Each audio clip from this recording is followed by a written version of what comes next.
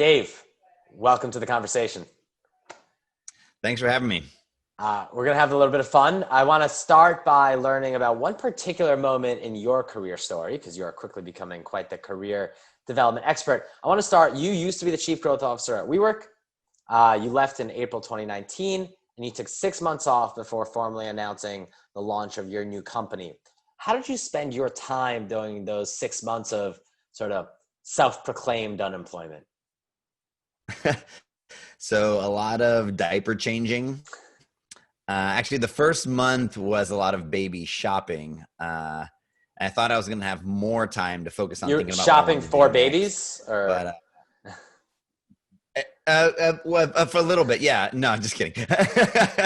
No, my wife was pregnant, and it was our second child coming, and I wanted to help get ready because I actually the whole paternity leave and maternity leave thing it assumes that like, okay, cool, it happened. Now I take my break. There's a tremendous amount of prep work in that sort of first week or in that last 2 to 3 weeks. So I wanted to take some time to really focus on that. She ended up coming 3 months early, so we lost a little bit of that. It's 3 weeks early. Okay. We lost a little bit of that. But then after that, I was really focused on helping at home. We have an older daughter. Wanted to make sure that she had the right amount of attention, and my wife was getting the support that she needed, and the new baby was getting the support. And then just a lot of self-exploration. I knew I wanted to start another business. I wanted to, there's some sort of personal development things I wanted to be able to do. I had not raised money before, so that was kind of a goal I had set for myself, to build a venture-backed startup. Everything else had been bootstrapped, or I was part of the process at WeWork, but I wanted to do it for a startup and build, and get that support from investors and have a group of people that I could build something awesome with. So, did networking, thinking out what I wanted to do, a lot of introspection, a lot of thinking about careers. I had been thinking about that for a while. So And dig that deeper into there that. was Tell me this kind of about gap. tell me about thinking. You had this line that I heard, that everybody should treat their career like an entrepreneur. You don't necessarily recommend starting companies, but you recommend being entrepreneurial in your approach to your career. When you were thinking about becoming an entrepreneur, when you talked about research or building out your dream team or understanding what it is that you want, what did your approach look like? I really stopped and thought about, like, when in my life was I the most energized by my work? When was it not really about the money? When was it about just doing work that was truly exciting, that I could get lost in? Hours would go by and I didn't even realize what I was doing. And that was when I was teaching people how to use tools. After grad school, I was teaching at Columbia uh, in the architecture program, and really helping people leverage technology to this personal investment in tooling to expand your abilities. So it was a lot of design tools. I was teaching people that were sort of used to doing things by hand, these very robust 3D modeling applications and visual coding applications, to be able to do more design and better design. And I felt like I was unlocking people's, potential by teaching them these tools. And, then what I saw is like, there's just these gaps, like going through my exit process at WeWork and just seeing a lot of things that I got to see. There was gaps in knowledge that gets locked up in experts' heads, employment lawyers, executive coaches, recruiters. And that was kind of the same as what I was feeling with design, is that you would go to these very senior designers, but I was like, then these tools would just unlock so much because they had data and infrastructure and computation.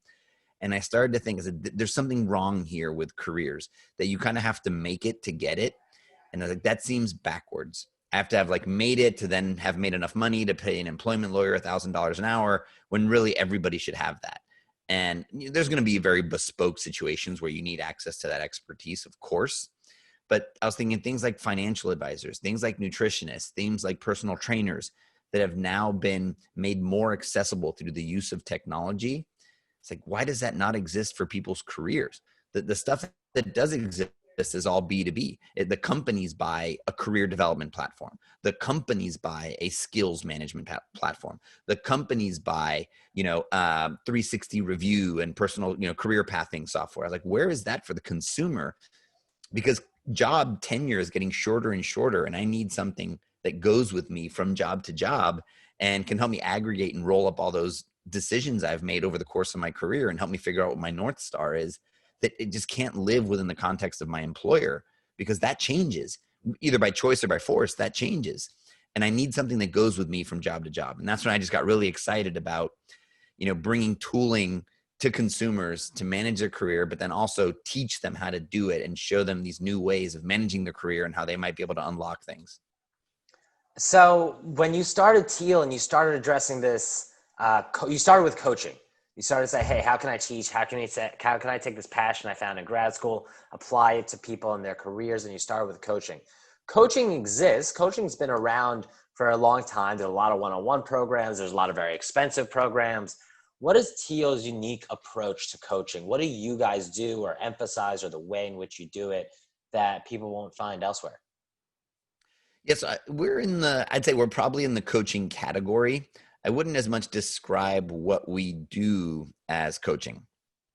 And it's a very subtle, so I think it's valuable to be associated with coaching, but what we're offering is a little different than coaching. I think really, really good coaching is a process of helping you discover what the issues are, self-diagnose, and kind of guiding you through thoughtful inquiry to understanding it yourself, and then help hold you accountable. I think there's an important distinction between coaching and advice. I think a lot of coaches, especially coaches that aren't really trained well, fall back on advice. And when it comes to your career, I think we got to be very careful on how we give advice, because everybody is different and everybody's situation is different and what everybody is optimizing for is different. And it's borderline like irresponsible to just give these like blanket statements of advice when it comes to a career, right? Some of us might have gotten there through privilege. Some of us might have gotten there through hard work, but everybody's situation is incredibly unique. And we're also very unique as far as who we are, our personalities, what motivates us, if we're motivated by money, autonomy, achievement, recognition. All those things are very different, and the environments that we're in make a big difference. So we said, let's do some work to create frameworks and methodologies by which people can come to these conclusions in a more consistent way. And my general contention with coaching is it's really about, spending that time, that hour once a week, every 2 weeks. And so so any kind of like systemization or making that a consistent process makes it more efficient, which is somewhat in conflict with an hourly business model. And so we don't want to be trying to fill an hour of time, make sure that we're still there to be there with you twice a month for an hour and bill by the hour. We want to be as efficient as possible so that you've got a methodology so you can operate at pace and make the decisions at the rate that you want to. And the advice and the sharing of experience comes from the community. We're not in a place to tell you what decision to make. It's better off that you get paired with somebody who's gone through something similar to you and you guys talk about it. Someone who's worked at a D2C company and, their marketing budget got, slashed by 50% and your manager got let go. How could we possibly give you advice on how to do that? But for sure, someone else has experienced that before. And so being in a community and managing your career collectively, which we're not trained to do, right? Managing your career is a very lonely and isolating process, because I think that if I tell you, then maybe you might get my job. It's inherently like Darwinistic and competitive, and it doesn't need to be. We actually really benefit from doing that communally. And the majority of the times we're not actually at risk of taking each other's jobs, and that we really benefit from approaching these things as a collective and tackling these problems together because others have experienced it. And we don't have to go through these things every time, the first time by ourselves. And, going to your manager might not be the right answer, right? That it's more often than not, it's probably not the right answer. Going to my partner in life might not be the right answer. Going to my parents is definitely not the right answer. I need, a community that I can go to that's experienced these tumultuous professional situations and can help me talk through it and come up with the right decision. So it's a combination of providing frameworks and guidance and tools with a community that speaks a similar language that can help you arrive at those outcomes and iterate on your career like you would with most other things in your life. It's a lot. It reminds me of startups. You know, people are always afraid to share their idea because they think someone's going to take their idea. And in reality, nobody's taking your idea, but you do need a community around which to say, hey, I'm going through this situation. Has anyone else been in a similar situation? You mentioned, David, you mentioned advice. So let's talk about advice and how you guys don't love to give advice because there's a lot of bad advice out there. What are some of the worst or most frustrating bits of advice you see people giving or trying to give out there? I think right now we're in a moment where people are optimizing for the wrong thing. And there's a lot of discussions around compensation and making sure I get mine and I don't leave any money on the table. And I don't think people are thinking about their career as an investment. You know, an investment isn't an immediate payoff, right? Yeah, sure. Every once in a while you get lucky and you buy Snowflake the day before it goes public and it doubles in value. But that's not the majority of the cases, right? You invest in something, it takes a little while.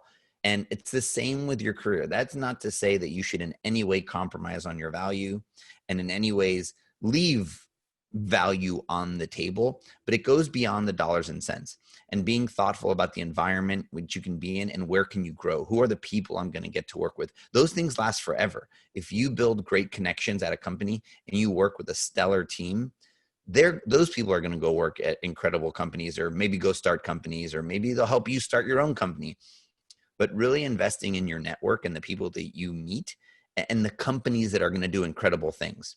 I've seen a lot of people who say, well, I can't work at that company because they're too little and they can't pay me. It's like, well, do you need the money? It's like, no, but you know, it'd be a step back from what I was making before.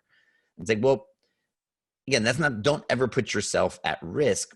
But, you know, if you took that risk and you worked at Salesforce when it was 50 people, yeah, that probably paid off, and it paid off for the rest of your life because you have it on your resume. You met some incredible people. You could probably pick up the phone and call Mark Benioff, right? But that wasn't about the dollars and cents at the moment.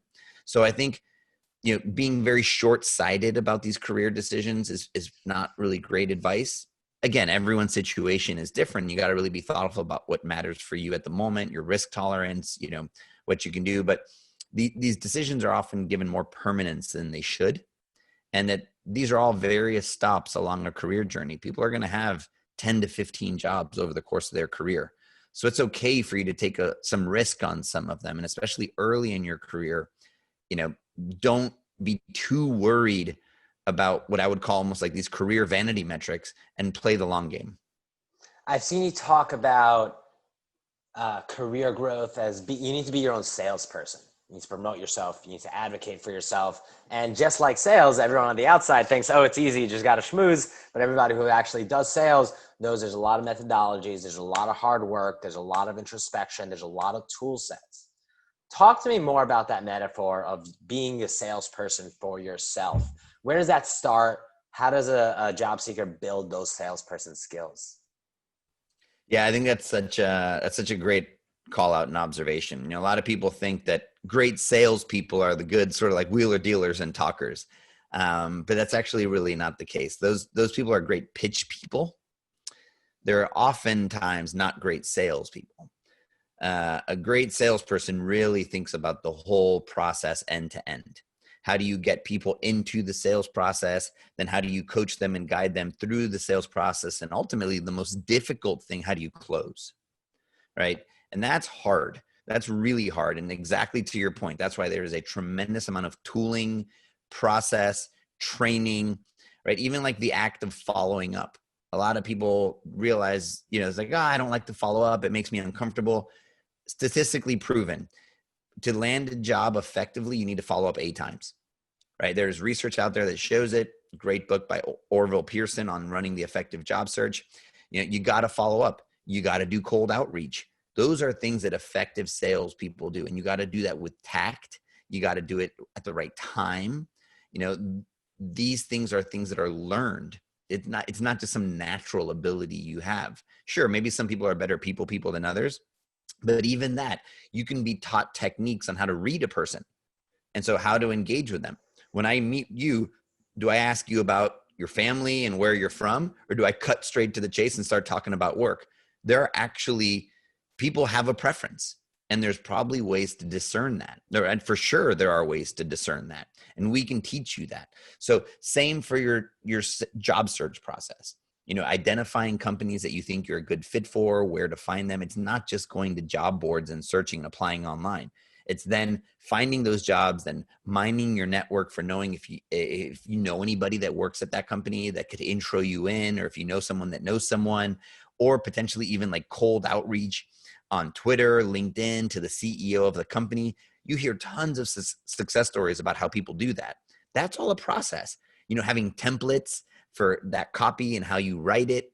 Then when they do write back to you, how do you get in? What do you send them? Making sure that you've really dissected the job description and that your resume is super tailored to that job description instead of some generic document that is trying to cover all the things you do. Most companies don't want to know all the things you do. They want to know the things that you do that are relevant to that particular role. They want to put a square peg in a square hole. But a lot of us just want to make that one document that's very general, and then we really don't stand out. We just kind of look like a generally okay candidate versus a perfect candidate for that role. And then once you're in, how do you really knock it out of the park with your interviews? You're probably going to get interviewed from 3 to 6 people, and all of them are going to be looking for different things and have different concerns and want to connect with you in a different way. So you're going to have to get good at practicing that. And then ultimately, once you get an offer, you got to be clear on what matters to you. What are you negotiating for? Where is that company? How are you kind of reading the situation? Are they more cash rich, or do they want to do equity? Do they care about benefits? What matters to you? Do you need it to be remote? The whole time you were talking about it, needing to relocate in 3 months, but the truth is you really wanted to be remote and you didn't know when to broach that topic, right? All those things are a real delicate dance, and you got to get good at those. And the other thing is that those things are happening hundreds of thousands of times a day, but for you, it only happens every 3 to 5 years, right? So you want that, to benefit from that volume, which that's the reasons you want to do that communally. So no matter how much we teach you a process, you're still going to get oddball situations, and having a community that's got your back to help you do that is key. The other big part of sales, people used to buy the salesperson because they had the Rolodex. They were buying the Rolodex.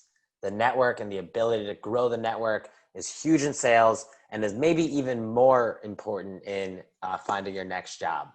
Talk to me about the importance of network in job search. And specifically, I'm also curious, there's Teal is a cohort model. So people going through your programs, they do it with a few other people at the same time, and then you have a huge community aspect behind it after the program finishes. So tell me about the importance of networking in the job search and why the cohort model of Teal actually enables people to do that well. Absolutely. Networking is by far the most important thing you can do in your job search. Reaching out to people and finding about unlisted jobs, finding out who's hiring. So many times someone will get hired just because of their network strength. They know somebody, someone will put in a good word. You got to remember that job searching or recruiting for the company is a very risky process, right? Hiring the wrong person into your company can be detrimental to your culture. It can cost you a lot of money. It can really set you back. So the hiring process for companies is all about risk management, putting in as many gates as they can to make sure they don't let the wrong person in. So when someone from your network vouches for you via your competence or your personality, that really moves you a long way in the process. And so having that network introduction is everything, whether they work at the company or it's a one-to-one relationship. Just think about how we buy online. When a friend recommends a product, we let our guard down. If my friend's done it, then it can't be that bad. And the same goes for hiring. So you really want to leverage your network. You want to reach out to your network, and you want to use your network. I think one of the things we see is people feel uncomfortable asking for help and reaching out to the network, but that really shouldn't be the case, because oftentimes if someone's looking to hire, they want that candidate. They are hungry for introductions. They want nothing more than to be introduced to someone amazing. So you're actually doing them a favor.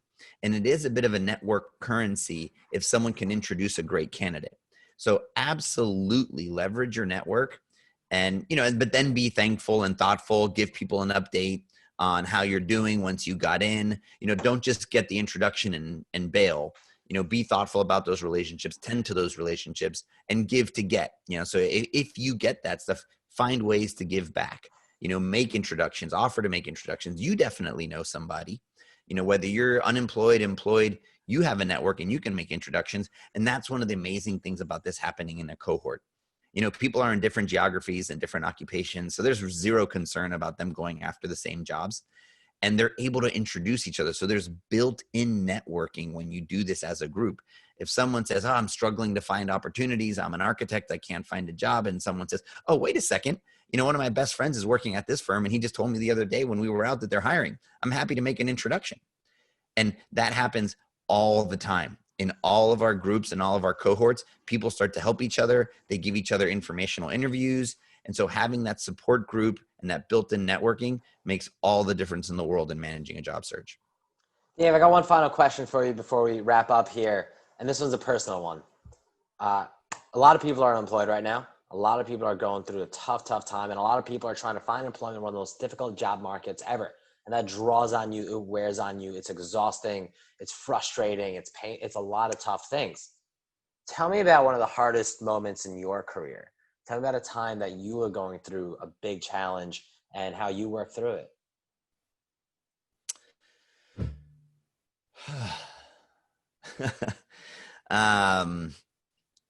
So I worked at WeWork, lots of ups and downs, and it was a high growth company with a lot of high pressure and a lot of executives coming in and out, a lot of opinions, and especially the areas of the business that I was responsible for. And,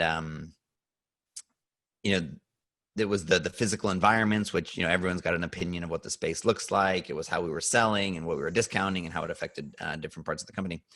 And there was a time when someone new came in, and we kind of had like shared responsibility over certain things. And he had, there was aspects of the way that the team had been built that he didn't agree with. And ultimately, the CEO sided with him.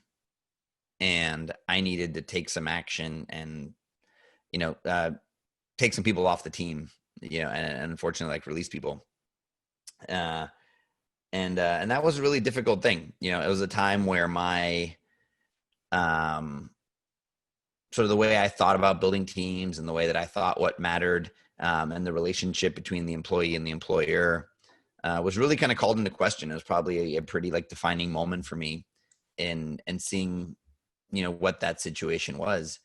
And, ultimately the company did all the right things to make sure it was graceful and thoughtful. And, but the fact that we even had to do it and sort of how it came about was incredibly challenging for me. Probably one of the hardest moments in my career.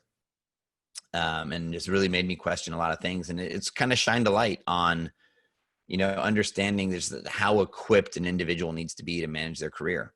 And it goes beyond, planning and job searching and just, having infrastructure and being able to go to the right places to find out, how you can make decisions going forward. And, and being on the receiving end of, of that kind of news from a company and saying, hey, look, we're going to part ways because of this, that's hard. That's hard. And the company's got infrastructure. The company's got tooling. The company has, whole departments that handle those things, and you're by yourself.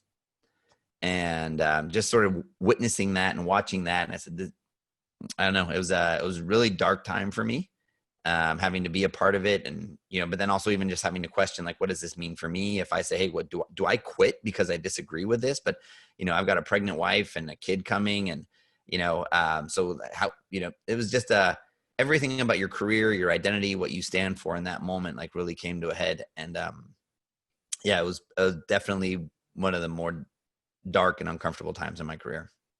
Well, thank you for sharing. I think it's out of those dark times that we really understand ourselves a lot better, and we really are able to grow as people, as employees and employers and individuals, certainly.